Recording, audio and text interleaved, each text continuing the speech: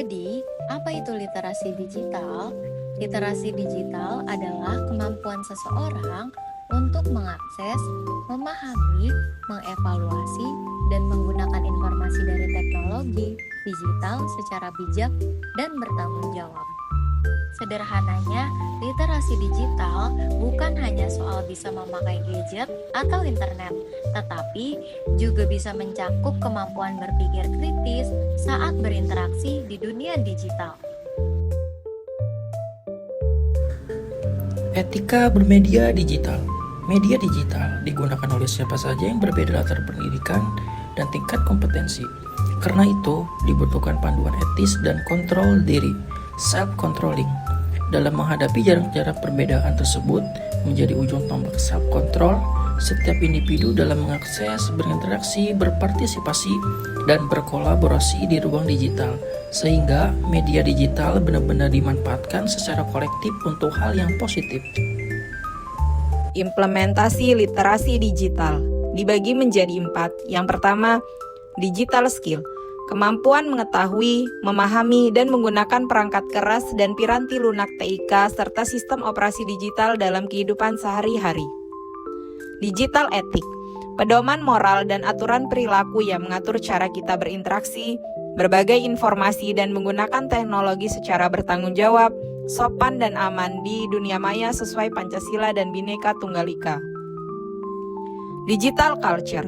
Budaya digital adalah pola pikir, aktivitas, dan prasyarat transformasi digital untuk membangun kebiasaan positif dalam selaras dengan nilai kebangsaan seperti Pancasila dan Bhinneka Tunggal Ika.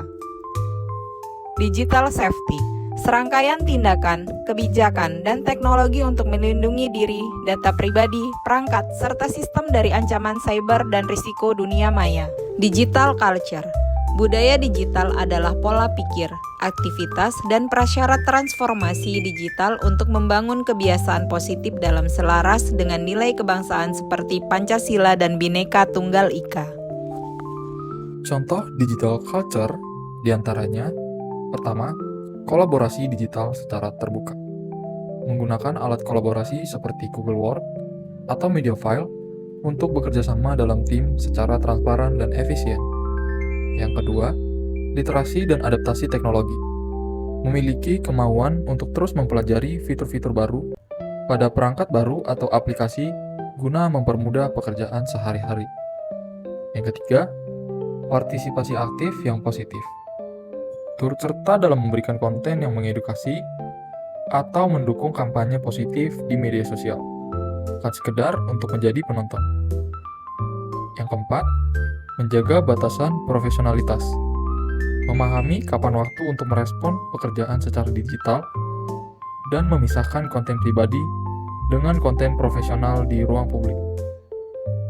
Yang terakhir, mencintai produk dari budaya lokal dengan memanfaatkan platform digital untuk mempromosikan budaya Indonesia atau produk lokal agar dikenal secara global.